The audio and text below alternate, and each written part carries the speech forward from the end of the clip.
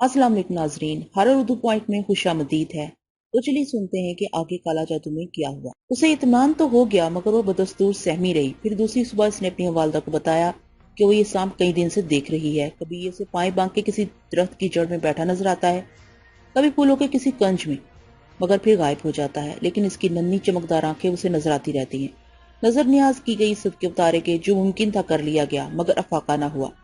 वो मलूल और खौफजदा रहने लगी। 2-3 बार उसने सांप का तस्करा किया और फिर खामोश हो गई। इसके बाद बारहा इसे सांप के बारे में पूछा गया, मगर इसने कुछ नहीं बताया, बल्कि इस तस्करे पर वो खामोश हो जाती है।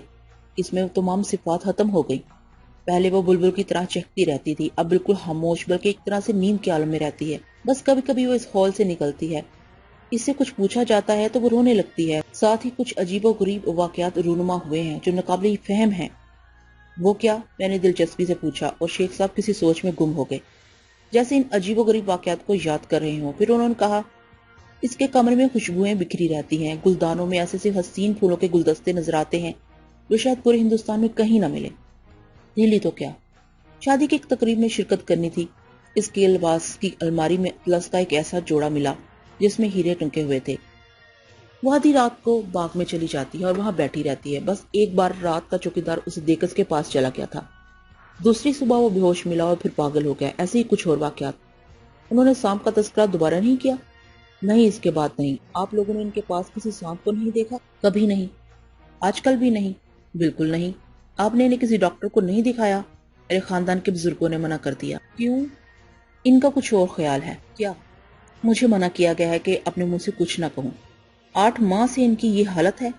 हाँ, लगभग। कोई ऐसा वाकया जिसका राब्ता इन वाकयात से किया जा सके? हाँ, शेर साहब ने झिझकते हुए कहा। बताइए।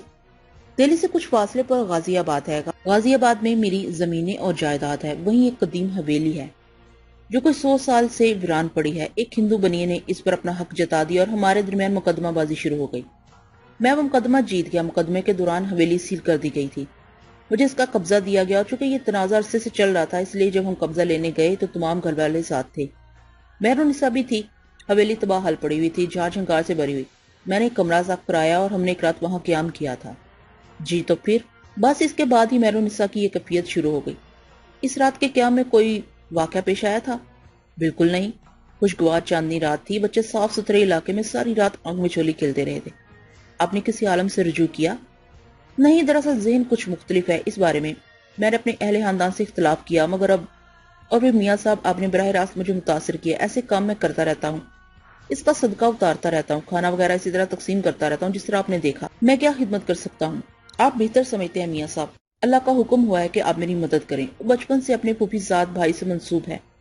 मेरी बहन बहनों यूरोप में रहते हैं और हमारे दरमियान तय है कि हम दोनों बच्चों की शादी करेंगे। सुल्तान मियाँ की तालीम मुकम्मल होने वाली है। साहबजादी अपने मंगेतर से मुतमईन है। उसने खालस मशरकी माहौल में मेरी वालदा से तरबियत हासिल की है और मशरक की लड़कियां सिर्फ इतना सोचती हैं जितना इन्हें बताया जाए। इसकी उदासी और गम आलूद कैफियत इस बात की गुमासी करती है कि उसे अपने मुस्तकबिल का ख्याल है। शेख साहब ने कहा और मैं सोच में डूब गया। न मैं आलम था न दरवेश। इन हालात पर अपना तबसरा क्या करता। मुझे तो रहनुमाई दरकार थी। सोचने लगा कि शेख साहब को क्या जवाब दूं। बिलाखिर कहा, किबला शेख साहब, मैं आपसे इस बारे में क्या कह सकता हूँ। मैं खुद भी एक नवाकिफ इंसान हूँ। हाँ, इस एतराफ से गुरेज करके झूठ का मुर्तकिब न होगा कि मैंने मेहरुनिसा बेगम के जिस्म से एक पतला लंबा सांप लिपटे हुए देखा था, जिसका फन इनके सर पर रखा हुआ था। इसलिए नाश्ते के दोने मेरे हाथ से गिर गए थे। मेरा ख्याल है आप सब लोग भी उसे देख रहे होंगे, मगर अल्लाह का हुक्म, अगर उसने मुझे भी ये बिनाई बख्शी है तो इसकी कुछ वजूह भी होंगी। मैं दिल्ली में नवारत हूँ, चंदोसी से आया हूँ। बस यूँ समझ लीजिए खुदा के नेक बंदों से फैज हासिल करने निकला हूँ। हो सकता है इस बारे में कोई खिदमत सर अंजाम देने में कामयाब हो जाऊं। आपके दर दौलत पर चंद रोज क्याम का ख्वाहिशमंद हूँ। 2 वक्त की रोटी के सिवा कुछ दरकार ना होगा। अगर बुजुर्गाने दीन से कुछ रहनुमाई हासिल हुई तो यहाँ ठहरूंगा, वरना आपसे इजाजत लेकर चला जाऊँ। खुदारा मुझे एक गुनाहगार इंसान के सिवा कुछ तसव्वुर न फरमाइएगा। हो सकता है साहबजादी की सेहत याबी की सुरखरुई मुझे अनायत हो जाए। सुभान अल्लाह। मियाँ साहब, आपका लबो लहजा बताता है कि अल्लाह ने आपको बहुत कुछ दिया है। जिसे आजी और इनकसारी की दौलत मिल जाए, इससे ज्यादा अमीर कौन हो सकता है। वरना यहाँ तो 2 टकों पर उछलने वालों की बहुतात है। आपका क्याम मेरे लिए बड़ी ढारस का बायस होगा। अब यहाँ क्याम फरमाइए, मैं आपका एहसान मानूंगा। वैसे हुजूर, नाम तो होगा आपका? जी, आप मुझे मसूद अहमद कह सकते हैं। जिस शय की हाजत हो इरशाद फरमा दीजिएगा। शुक्रिया। मेहरुनिसा बेगम से मिलते रहने की इजाजत चाहता हूँ। मुझे इनके लिए भाई का दर्जा दिया जाए। हवेली के अंदरूनी हिस्से में दाल होने की इजाजत भी। सबको हदायत मिल जाएगी। आप इत्मीनान रखें। मेहरुनिसा बेगम पर کسی بھی وقت کوئی خاص کیفیت طاری ہو مجھے ضرور اطلاع دیجیے گا۔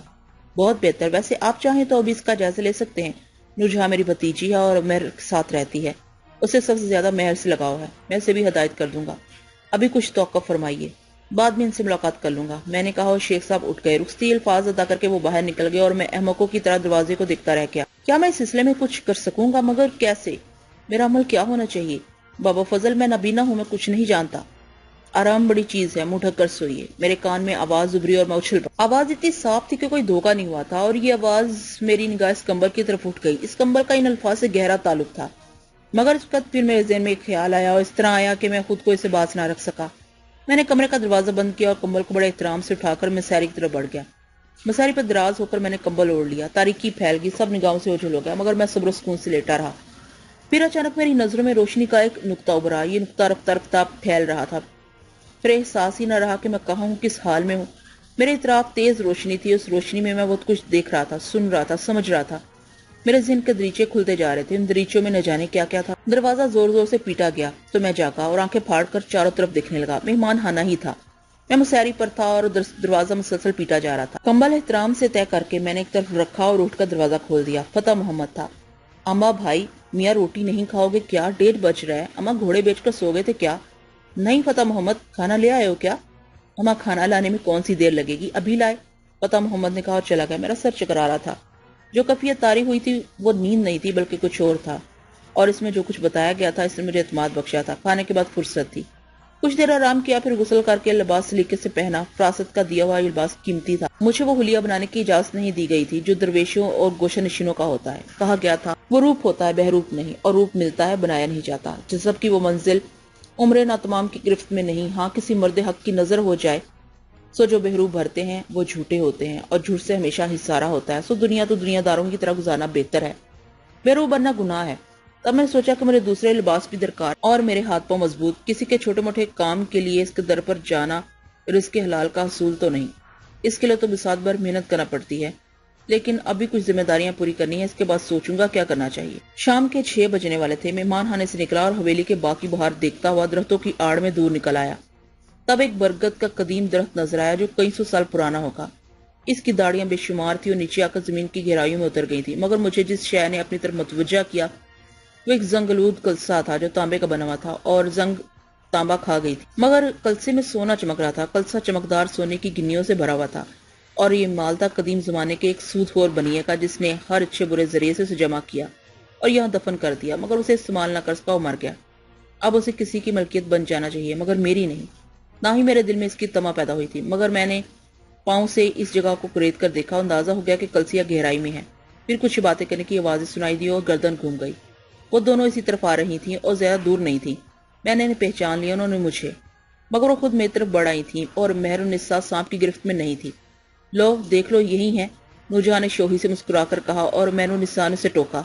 مجھے کیوں پیٹ رہی ہو؟ خود ہی تو دیکھنا چاہ رہی تھی، مگر کمال ہے اس عمر میں فقیری، مجھے تو کچھ اور ہی لگتا ہے۔ کیوں جناب شاہ صاحب، اب کچھ بتائیں گے؟ کیا بتاؤں؟ انہیں تو پہچان لیا ہوگا آپ نے، نورجہاں نے مہر النساء کی طرف اشارہ کر کے کہا۔ جی ہاں، اس وقت ہم نے بھی آپ کو غور سے نہیں دیکھا تھا، مگر بعد میں آپ کی بڑی تعریفیں سنی۔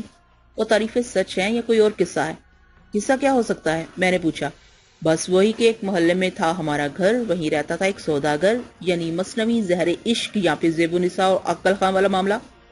نورجہاں بہت تیز اور شوق تھی، اتنی بے لگامی اچھی نہیں ہوتی نورجہاں، مہر النساء نے واپس ہوتے ہوئے کہا۔ سنو تو، ارے رکو تو، نورجہاں نے کہا، مگر مہر النساء تیز سے آگے بڑھ گئی تھی۔ مجبوراً نورجہاں کو بھی اس کے پیچھے جانا پڑا۔ میں خاموشی سے ان دونوں جاتے رہا اور دوبارہ اس کا چونکا جب ایک درخت کے عقب سے تالیاں بجنے کی آوازیں سنی۔ دیکھا تو الیاس محمد فتح محمد کے ساتھ نظر آئے اور درخت کے عقب سے نکل کر میرے پاس پہنچ گئے۔ سڑکوں پر بھیک مانگنے والے بھی بعض اوقات بڑے ذہین نکل آتے ہیں، جیسے ہمارے شاہ صاحب، مگر تمہیں دیکھ کر اندازہ ہوتا ہے کہ نورجہاں سچ کہہ رہی تھی۔ میں نے الیاس خان کو دیکھ کر سلام کیا، اس شخص سے میں بھی راہ و رسم چاہتا تھا۔ جیتے رہو، ہمارا کیا جاتا ہے؟ الیاس خان مکاری سے بولا، صورت سے ہی شاطر آدمی معلوم ہوتا تھا۔ کیسے مزاج ہیں خان صاحب؟ میں نے پوچھا۔ میاں ہم تو سدا بہار ہیں، مگر تمہارا چکر ذرا سا میں نے سمجھانے کا ہے۔ الیاس خان صاحب نے مانی خیز نگاہوں سے مجھے دیکھ کر مسکراتے ہوئے کہا۔ میں سمجھا نہیں خان صاحب۔ خیر سمجھ تو سب کچھ گئے ہوگے، یہ دوسری بات ہے کہ بننے کی کوشش کر رہے ہو، مگر سنو، ہم تو یاروں کے یار ہیں، بڑے چکر چلا چکے ہیں، خود بھی جوانی کی عمر کا اندازہ ہے ہمیں، یہ عمر ایسے ہی کھیل کودنے کے لیے ہوتی ہے۔ مگر کسی سمجھدار کو رازدار بنا لینا اچھا ہوتا ہے۔ کیا چکر ہے جانمن؟ الیاس خان نے ایک آنکھ دبا کر مسکراتے ہوئے کہا، اور میں بھی مسکرا دیا۔ وہ آپ کی باتیں واقعی میری سمجھ میں نہیں آئی، لیکن سمجھنا چاہتا ہوں۔ بلی بکت چل رہی ہے؟ کس سے؟ نور جہاں سے یا مہر النساء سے؟ او یہ بات ہے۔ نہیں خان صاحب، ایسی کوئی بات نہیں ہے، آپ کا یہ خیال غلط ہے۔ دیکھو میاں، جب آدمی بہت زیادہ چالاک بننے کی کوشش کرے تو اگلے کو بھی غصہ آ سکتا ہے۔ پھر یہ تو تمہیں پتا چل ہی گیا ہوگا فتح محمد سے۔ فتح محمد نے ہمیں بتایا تھا کہ تم ہمارے بارے میں بھی پوچھ رہے تھے، تو یہ تو تمہیں معلوم ہو ہی گیا ہوگا کہ اس گھر میں ہماری رشتہ داری ہے۔ دور کی صحیح، مگر آتے ہیں، کھاتے پیتے ہیں، اور پھر بیچارے اپنے شیخ عبد القدوس اللہ میاں کی گائے ہیں، بلکہ اللہ میاں کے بیل۔ ایک منٹ میں ہر ایک پر اعتبار کر لیتے ہیں۔ ہمیں اندازہ ہے کہ ملی بھگت کی بات ہے اور کوئی کھیل کھیل رہے ہو۔ صورت سے فقیر نہیں معلوم ہوتے، خلیہ بگاڑنے سے کیا ہوتا ہے؟ تاڑنے والے قیامت کی نظر رکھتے ہیں، لیکن یاروں سے یاری کرنا زیادہ اچھا ہوتا ہے۔ یہ فتح محمد تو باولا ہے، کہنے لگا کہ خان صاحب ذرا شاہ جی سے بات چیت کر کے سٹے وغیرہ کا نمبر معلوم کریں، اس لیے پیچھے لگا آیا تھا۔ ہم نے انہیں مہمان خانے میں دیکھا، جو اس طرف آتے ہوئے دیکھا، تب پتہ چلا کہ صاحبزادی کوئی دوسرا ہی کھیل کھیل رہے ہیں۔ رازدار بنا لو، فائدہ ہی فائدہ ہوگا۔ میں بدستور مسکراتا رہا۔ میں نے کہا، خان صاحب سٹے کا نمبر معلوم کرنا چاہتے ہیں آپ؟ پہلے تو یہی سوچا تھا کہ فتح محمد کی بات پر یقین کر لیں، مگر اب جو کچھ سامنے آیا ہے وہ کچھ اور ہے۔ اچھا، آپ سے اس کے علاوہ بھی کچھ باتیں کرنی ہیں مجھے خان صاحب۔ ابے دیکھا بھائی، پتے میاں اپنی عمر سے اونچی اڑان اڑنے کی کوشش کر رہے ہیں، لیکن ہم نے بھی اچھے اچھوں کے حوصلے پست کر دی ہیں۔ چلو بولو، کیا بات ہے، کیا قصہ ہے؟ ہو سکتا ہے ہم کم آ ہی جائیں۔ تنہائی میں آپ سے کچھ باتیں کرنا چاہتا ہوں۔ چل بے فتح محمد، پھوٹ لے اور سن زبان بند رکھی ہو، ورنہ تو جانتا ہے الیاس خان کو۔ نہیں خان صاحب، ہم تو نوکر ہیں آپ کے جی۔ مجال ہے، قسم اللہ کی ادھر سے ادھر ہو جائے، مگر ایک وعدہ کر لینا میاں بھائی، کچھ ہاتھ لگے تو اس میں تھوڑا سا حصہ ہمارا بھی ہونا چاہیے۔ ابے جاتا ہے یا لات لگا دوں؟ الیاس خان نے کہا، اور فتح محمد ہنستا ہوا آگے بڑھ گیا۔ الیاس خان ایک بینچ کی طرف اشارہ کرتے ہوئے بولے، آؤ پہلوان، بیٹھ کر باتیں کرتے ہیں، کسی اچھے گھرانے کے لگتے ہو، صورت شکل سے بھی اور خلیت سے بھی اور لباس سے بھی۔ کیا چکر تھا کہ مہر النساء سے کوئی معاملہ چل رہا ہے یا نور جہاں سے؟ ویسے آدمی ذہین ہو، سانپ وانپ کا قصہ سن لیا ہوا کہیں سے اور عین موقع پر پبارہ کر دی اور شیخ عبد القدوس تمہیں یہاں لے آئے۔ خان صاحب، میں آپ کو جانتا ہوں، میں نے کہا۔ الیاس خان چونک پڑے، چند لمحات میرا چہرہ دیکھتے رہے، پھر بولے، فتح محمد سے پوچھا ہوگا میرے بارے میں؟ نہیں، میں نے آپ کو شکتی پور میں دیکھا تھا۔ کہاں؟ خان صاحب چونک کر بولے، شکتی پور میں، شکنتا کے کوٹھے پر۔ آپ کے ساتھ چند افراد اور تھے، اور آپ شکنتا بائی کے ہاں رقص و سرود دیکھنے گئے تھے۔ الیاس خان صاحب نے حیران نگاہوں سے مجھے دیکھا، دیکھتے رہے، پھر ایک دم ہنس پڑے اور بولے، تم وہاں کیا کر رہے تھے شہزادے؟ آپ کے ساتھ جو افراد تھے الیاس خان صاحب، میں ان کے بارے میں تفصیل جاننا چاہتا ہوں۔ جہاں تک آپ کے اس خیال کا معاملہ ہے کہ میں یہاں مہر النساء یا نورجہاں کے چکر میں آیا تو بہتر ہوگا اسے دل سے نکال دیجیے۔ میں کوئی فقیر یا درویش نہیں ہوں، ایک گناہ گار بندہ ہوں، اللہ کا بس کبھی کبھی نظر عنایت ہو جاتی ہے، اللہ والوں کے حکم ملتا ہے کہ کسی کا کوئی کام کر دیا جائے تو کوشش کرتا ہوں۔ لے وہ کتے کی دم والی بات ہو رہی ہے کہ 12 برس نلکی میں رہی مگر ٹیری کی ٹیری، یعنی اب تمہیں رنگے ہاتھوں پکڑ لیا ہم نے اور تم پھر وہی رام کہانی سنا رہے ہو ہمیں۔ الیاس خان صاحب نے مجھے گھورتے ہوئے کہا، میں آپ کو یقین دلاؤں گا الیاس خان صاحب، لیکن ان لوگوں کے بارے میں جاننا چاہتا ہوں جو شکتی پور میں آپ کے ساتھ تھے۔ چلو ٹھیک ہے، مگر تمہاری اس معلومات سے ہمارے اوپر کیا فرق پڑتا ہے؟ بھائی دنیا دار ہے، کم سے کم فقیر بن کر عشق و محبت کا ناٹک نہیں کھیلتے جیسے تم کھیل رہے ہو، اور رنگین مزاج ہیں، شوق رکھتے ہیں، مال خرچ کرتے ہیں، کوٹھوں پر جاتے ہیں۔ اگر تمہیں یہ پتہ چل گیا تو اس سے ہمارا کوئی نقصان نہیں ہوگا شہزادے، مگر تم ان لوگوں کے بارے میں کیوں پوچھ رہے ہو؟ ان میں سے ایک صاحب میرے شناسا تھے، ان کے بارے میں آپ سے معلومات کرنا چاہتا ہوں۔ کیا نام تھا؟ الیاس خان نے پوچھا، اور ریاض میں نے جواب دیا۔ الیاس خان سوچ میں ڈوب گئے، پھر بڑبڑاتے ہوئے بولے، اس دن ہمارے ساتھ رشید خان صاحب تھے، غلام علی تھا، فرید احمد تھے۔ ہاں ہاں یاد آ گیا، تم منشی ریاض کی بات کر رہے ہو، بالکل ٹھیک، فرید احمد کے ہاں منشی ہے وہ شخص۔ فرید احمد ذرا یار باش قسم کا آدمی ہے، نوکروں سے بھی دوستی رکھتا ہے۔ کسی کام سے گئے تھے ہم لوگ شکتی پور، منشی ریاض بھی ساتھ تھا، اور جب ہم گانا سننے گئے تو منشی ریاض کو بھی ساتھ لے گئے، بس اس کے علاوہ اور کوئی ریاض نہیں تھا ہمارے ساتھ۔ میرا دل دھڑکنے لگا، میں نے حسرت بھرے لہجے میں پوچھا، کیا منشی ریاض صاحب فرید احمد کے ساتھ الہ آباد میں رہتے ہیں؟ ہاں بھائی، فرید احمد الہ آباد کا ایک بڑا کاروباری ہے، منشی ریاض بہت عرصے سے اس کے ساتھ کام کرتا ہے۔ آپ کو کچھ اور بھی معلوم ہے شخص کے بارے میں نے دھڑکتے دل سے پوچھا۔ الیاس خان مجھے گھورنے لگے، بے عقل کی بات کرو بھائی، کسی آدمی کے منشی کے بارے میں سے زیادہ اور کیا جان سکتا ہوں؟ میرا مطلب ہے کہ منشی ریاض اس وقت بھی الہ آباد میں ہی ہے۔ جب فرید الہ آباد میں ہے تو منشی ریاض الہ آباد میں کیوں نہ ہوں گے؟ مگر تمہارا اس شخص سے کیا تعلق ہے؟ میں ایک گہری سانس لے کر خاموش ہو گیا۔ الیاس خان بولے، اچھا اب تو بتا دو قصہ کیا ہے؟ اگر کوئی قصہ ہے بھی ہاں صاحب تو آپ اس میں دلچسپی کیوں لے رہے ہیں؟ تمہارے بھلے کے لیے سمجھے، تمہارے بھلے کے لیے، ہو سکتا ہے ہم تمہارے کسی کام آ جائیں۔ ویسے سچ مچ بتا دو، یہ روپ بدلا ہے نا تم نے، یا کچھ جانتے بھی ہو؟ ان باتوں کو جانے دیجیے الیاس خان صاحب، آپ اپنی بات کیجیے۔ سٹے کا نمبر معلوم کرنا چاہتے ہیں آپ؟ چلو بیوقوف بنانا شروع کر دیا تم نے، ہمیں بتا سکتے ہو تم سٹے کا نمبر؟ الیاس خان نے پوچھا۔ نہیں، لیکن آپ کی خواہش پوری کر سکتا ہوں، میں نے جواب دیا۔ الیاس خان چونک پڑا۔ کیا مطلب؟ میں آپ کو سٹے سے حاصل ہونے والی رقم یہیں اور اس جگہ دے سکتا ہوں، لیکن اس کے لیے ایک شرط ہوگی۔ الیاس خان نے کوئی جواب نہیں دیا، خاموشی سے مجھے گھورتا رہا۔ غالباً بات سمجھ میں نہیں آئی تھی۔ میں نے مسکرا کر کہا، سٹے کا نمبر معلوم کر کے ظاہر آپ سٹا کھیلیں گے، اس سے آپ کو رقم حاصل ہوگی، اور سب کچھ اگر یہیں مل جائے تو کیا حرج ہے؟ کیا آسمان سے دولت برسے گی؟ الیاس خان نے کہا۔ نہیں، زمین سے حاصل ہوگی، لیکن الیاس خان صاحب، آپ پر وہ دولت اس وقت حلال ہوگی جب آپ میرا کام کر دیں۔ الیاس خان عجیب سی نگاہوں سے مجھے دیکھنے لگا۔ پھر میں نے کہا، میں آپ کو ایک چھوٹا سا خزانہ دے رہا ہوں، لیکن اس کے بدلے میں جب آپ الہ آباد جائیں تو فرید احمد کے ہاں جو منشی ریاض ہے، اور ان سے کہیں کہ ایک شخص کچھ عرصے کے بعد آپ سے ملنے آ رہا ہے۔ کہیں جانے کی ضرورت نہیں، اس شخص کا آپ سے ملنا بے ضروری ہے، اب اس کا انتظار کریں۔ اس کا نام مسعود احمد ہے، اس کے باپ کا نام محفوظ احمد۔ یہ سب کچھ تو خیر میں کر ہی دوں گا، مگر تم وہ دولت والی بات کیا کہہ رہے تھے؟ آپ وعدہ کرتے ہیں میرا یہ کام کر دیں گے؟ میں نے پھر کہا، دل بری طرح دھڑک رہا تھا، آنکھوں میں امیدوں کی چمک آ گئی تھی۔ الیاس خان نے شانے ہلاتے ہوئے کہا، کر دیں گے بھائی، کر دیں گے، چلو وعدہ کرتے ہیں، مگر وہ بات ادھوری رہ گئی۔ دولت کی ضرورت ہے، تمہاری ضرورت برگد کے اس درخت کے اس حصے کو کھود کر پوری کی جا سکتی ہے جہاں وہ اس کی سب سے چوڑی داڑھی زمین میں پیوست ہو گئی ہے۔ کیا مطلب؟ یہ تانبے کا ایک کلسا گڑا ہوا ہے جس میں سونے کی شرفیاں بھری ہیں، میں نے کہا۔ الیاس خان مجھے گھورنے لگے، پھر بولا، کیوں بے تکی اڑا رہے ہو شہزادے؟ وہاں اشرفیاں گڑی ہوئی ہیں اور تم یہاں بیٹھے ہوئے ہو۔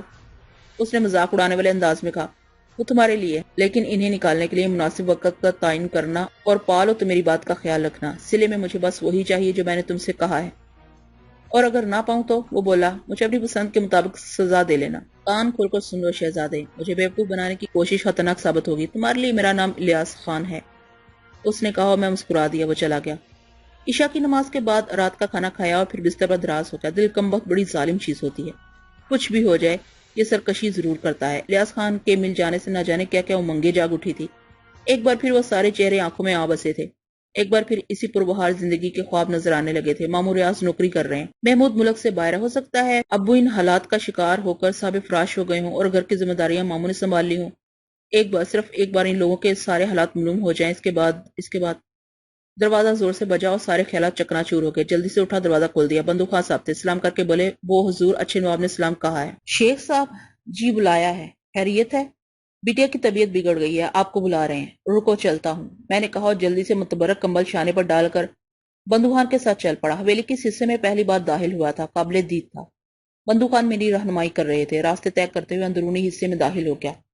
مکمل خاموشی طاری تھی، مگر ایک کمرے کے سامنے روشنی میں کئی افراد نظر آئے، ان میں خواتین بھی تھیں جنہوں نے دوپٹے سر پر ڈال لیے۔ شیخ صاحب کراہتے ہوئے میرے قریب آ گئے۔ پھر حالت بگڑی ہے، انہوں نے کہا۔ کیا کیفیت ہے؟ آپ کو طلب کیا ہے؟ شیخ صاحب نے کہا۔ مجھے؟ ہاں، نام لے کر کہا، بلاؤ اس استاد اعظم کو، ذرا اس سے بات کر لوں، اس کو یہاں آنے کی جرت کیسے ہوئی؟ میں نے پوچھا، کس سے؟ تو جواب ملا، مسعود کو، اور میں نے آپ کو بلا بھیجا۔ خوب مجھے انتظار تھا، آئیے، میں نے کہا، دروازہ کھول کر اندر داخل ہو گیا۔ حسین خوابگاہ تھی، ایک تپائی پر مہرونسا بیٹھی ہوئی تھی، دراز گھنے سیاہ بال چھتری کی طرح کھلے ہوئے تھے اور دروازے کی طرف پست تھی، اور رخ دوسری طرف تھا، لیکن اچانک گردن گھومی اور چہرہ مڑ کر پیچھے ہو گیا۔ بڑا خوفناک انداز تھا، یعنی جسم کا رخ دوسری طرف تھا اور چہرہ مکمل میری طرف۔ مہرونسا کو شام کو بھی دیکھا تھا، سبک اور ملیح چہرہ، چمپئی رنگ، نرم و نازک نکوش، گہری سی آنکھیں، لیکن اس کو جو چہرہ نظر آیا یہ شام والا چہرہ نہیں تھا۔ قد و حال بگڑے ہوئے تھے، آنکھیں شرر بار تھیں، ان میں نلاہٹیں جگمگا رہی تھی، رنگ میں تپش تھی۔ السلام علیکم، میں نے کہا، مگر وہ مجھے گھورتی رہی۔ میں نے ترش لہجے میں کہا، والدین اسلام کا جواب دینا بھی نہیں سکھایا؟ وعلیکم السلام، ایک کرخت مردانہ آواز مہرونسا کے منہ سے ابھری۔ میں مسکرا دیا۔ پھر میں نے کہا، جب ہم ایک دوسرے کی سلامتی کے خواہاں ہیں تو دشمنی کا تصور تو خود بہت مٹ جاتا ہے۔ اس دشمنی کی داغ بیل تو تم ڈال رہے ہو، میں نے تو ابھی کچھ بھی نہیں کیا۔ یہاں سے چلے جاؤ، یہی مطالبہ میرا ہے۔ تم کون ہوتے ہو؟ وہ مردانہ آواز میں بولی۔ بندہ خدا ہوں، اس بچی کو مشکل سے بچانا چاہتا ہوں، خود مشکل میں پڑ جاؤ گے، اللہ مالک ہے۔ سوچ لو، سوچنا تو تمہیں ہے غلام جلال، مسلمان کے بیٹے ہو، سب کچھ جانتے ہو، تمہیں علم ہے کہ وہ بچپن سے ایک نوجوان سے منسوب ہے، نیک والدین کی نیک اولاد ہے، اور اس تصور سے دور نہیں ہو سکتی جو بچپن سے اس کے ذہن میں ہے۔ تم اسے کیوں پریشان کر رہے ہو؟ بہت کم وقت رہ گیا جب اس کے دل میں میرے سوا کوئی تصور نہیں ہوگا۔ یہ تصور نہیں، تسلط کہلائے گا، اس سے خاندان بدترین المیہ کا شکار ہو جائے گا۔ مجھے اس سے کوئی غرض نہیں ہے، یہ بات شرافت کے منافی ہے، جو کچھ بھی ہے میں تمہیں سمجھانا چاہتا ہوں۔ نہ مانوں تو وہ ذمہ دار ہو گئے، تم نے مجھے بلایا ہے، اور اب جب میرا اور تمہارا آمنا سامنا ہو گیا ہے تو پھر فیصلہ ہی ہو جانا چاہیے۔ میں تمہیں فنا کر دوں گا، یہ الفاظ کفر کے مترادف ہیں۔ آؤ ذرا تمہاری قوت کا جائزہ لیا جائے۔ میں آگے بڑھا اور میں نے مہرالنساء کے چھتری کی طرح بکھرے ہوئے بالوں کا کچھ حصہ اپنی مٹھی میں جکڑ لیا۔ شیخ صاحب کے ساتھ کچھ دوسری چیخیں بھی سنائی دی تھی۔ نہ جانے کون اندر آ گیا تھا، مگر میں کسی کی طرف متوجہ نہیں ہوا۔ میں نے شانے پر پڑا کمبل مہرالنساء پر ڈال دیا۔ اس کے ساتھ ہی مہرالنساء تپائی سے نیچے آ رہی، مگر فوراً ہی کمبل کے کھلے حصے سے ایک کالے ناگ کا پھن برآمد ہوا اور وہ برق کی تیزی سے باہر نکل آیا۔ باہر آتے ہی اس نے پھن اٹھا کر مجھ پر حملہ کیا، مگر میں غافل نہیں تھا۔ میں نے پنتیرا بدل کر ایک زوردار تھپڑ اس پھن پر رسید کیا اور سانپ اچھل کر دیوار سے ٹکرا گیا۔ کمرے میں ڈری ڈری چیخیں ابھر رہی تھی۔ سانپ ایک لمحے بے حس و حرکت پڑا رہا، پھر وہ ادھر ادھر رینگنے لگا جیسے نکل بھاگنے کی رات تلاش کر رہا ہو۔ میری نظر اس کھلی کھڑکی پر پڑی جو کمرے کی پشت پر تھی۔ اس کے دونوں پٹ کھلے ہوئے تھے۔ سانپ دیوار سے ٹکے مارا تھا جیسے اسے نظر نہ آ رہا ہو۔ میں نے آگے بڑھ کر اسے اٹھایا اور کھلی کھڑکی سے باہر پھینک دیا۔ اسے پھینکتے ہوئے میں نے کہا، بہتر یہ ہوگا غلام جلال کے آئندہ ادھر کا رخ نہ کرنا، ورنہ اس کے بعد جو کچھ ہوگا اس میں میرا قصور نہیں ہوگا۔ میں نے کھڑکی کے دونوں پٹ بند کیے اور واپس پلٹا۔ پھر میں نے کمبل سمیٹ کر طے کیا اور اسے شانے پر ڈال لیا۔ میں نے سب سد پڑی ہوئی تھی۔ میں نے شیخ صاحب کی طرف دیکھتے ہوئے کہا، انہیں مسئلے پر لٹا دیں۔ میری ہدایت کی تعمیل کی گئی۔ عورتیں کمرے میں رہ گئی۔ شیخ صاحب میرے ساتھ باہر نکل آئے۔ ان کا بدن کپکپا رہا تھا اور منہ سے آواز نہیں نکل پا رہی تھی۔ خود کو سنبھالیے شیخ صاحب، آپ مسعود صاحب، آپ تو میرے لیے امداد غیبی ثابت ہوئے۔ سخت شرمسار ہوں کہ آپ کو وہ مقام نہ دے سکا جو ہونا چاہیے تھا۔ میں آپ کو آپ کے شایان شان تعظیم نہ دے سکا، شیخ صاحب نے کہا۔ گناہ گار نہ کریں شیخ صاحب، مجھے اور کیا درکار تھا؟ بڑی عزت دی ہے آپ نے مجھے، اللہ آپ کو عزت بخشے۔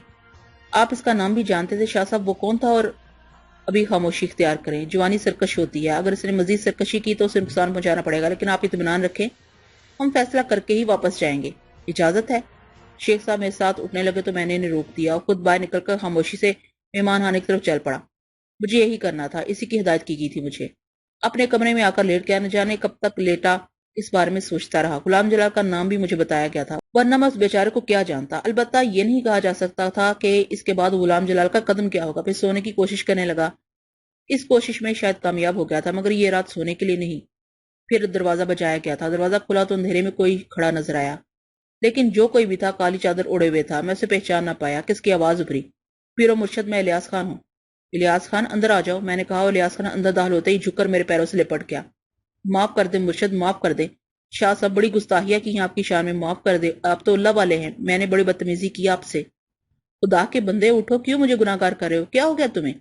مجھے وہ مل گیا جو آپ نے بتایا تھا، دل دور ہو گئے میرے تو۔ بڑا مقروض تھا مرشد، عزت پہ بنی ہوئی تھی، قرض خواہوں سے چھپتا پھرتا تھا، اب آپ کی عنایت سے عزت سے جی سکوں گا۔ اتنا عاجز آ گیا تھا اپنی بدعمالیوں کے نتیجے میں چڑھ جانے والے قرض سے کہ دو ہی صورتیں رہ گئی تھی میرے لیے، یا تو جرم کروں یا خودکشی۔ مگر مرشد آپ کتنے رحم دل ہیں، میری بدتمیزی کو نظر انداز کر کے آپ نے مجھے نئی زندگی دے دی۔ الیاس خان کا رنگ ہی بدلا ہوا تھا، نہ وہ تیکا پن تھا، نہ کڑفو مجسم نیاز بنا ہوا تھا۔ چلو تمہارا کام بن گیا، ہمیں بھی خوشی ہوئی، مگر ہماری وہ شرط یاد ہے نا؟ حضور میرے ساتھ ہی الہ آباد چلیے، غلاموں کی طرح خدمت کروں گا، سارے کام کروں گا جو آپ حکم کریں گے، ہمیں بس اپنا پتہ بتا دو، ہم آئیں گے تمہارے پاس، ابھی یہاں کام ہے، آپ بس مجھے حکم دے دیں، خود لینے آ جاؤں گا دوبارہ، آپ کہیں تو ریاض صاحب کی بھی خدمت کروں، جو تمہارا دل چاہے کرنا، ہمیں پتہ بتا دو۔ میں نے ہنس کر کہا، اور الیاس خان مجھے الہ آباد میں اپنا پتہ ذہن نشین کروایا۔ اس کے بعد تو نہ جانے کیا اول فول بکتا رہا تھا، بے مشکل تمام ٹلا، صبح کو جا رہا تھا۔ یہ سونا چاندی بھی کیا چیز ہوتی ہے، انسان میں کیا کیا تبدیلیاں رونما کر دیتی ہے۔ سورج کی کرنوں نے بیوٹے چینے شروع کر دیے، نیند ایسی ٹوٹی تھی کہ آنکھ کھولنے کو جی ہی جا رہا تھا۔ فقطن ہی خواص جاگے اور ہڑبڑا کر اٹھ گیا۔ فجر کی نماز قضا ہو گئی تھی، دل ہی دل میں لا حول ولا پڑھتا ہوا اٹھ گیا۔ نہ جانے آنکھ کیوں نہیں کھلی تھی۔ غسل نے جا کر وضو کیا اور قضا پڑھنے بیٹھ گیا۔ غلطی مجھ سے ہی ہوئی تھی، جائے نماز بچھانے سے پہلے دروازہ کھول دینا چاہیے تھا۔ نماز شروع ہی کی تھی کہ دروازہ بجایا جانے لگا۔ جو شخص بھی دروازہ بجا رہا تھا نہایت احمق تھا۔ جواب نہ ملنے پر رکنا چاہیے تھا، مگر وہ ہاتھ ہٹانے کا نام نہیں لے رہا تھا۔ سخت غصہ آیا، مگر کیا کرتا۔ خدا خدا کر کے سلام پھیرا، غصے سے دروازے کی طرف بڑھا۔ اندازہ ہو گیا تھا کہ فتح محمد کے علاوہ کوئی نہیں ہو سکتا، مجھے دیکھتے ہی بولا، شکر اللہ کا زندہ ہو، میں تو اندیشہ ہو گیا تھا کہ چل بسے اما کے آزار بند نکل گیا تھا۔ فتح محمد، تم نہایت بے وقوف انسان ہو۔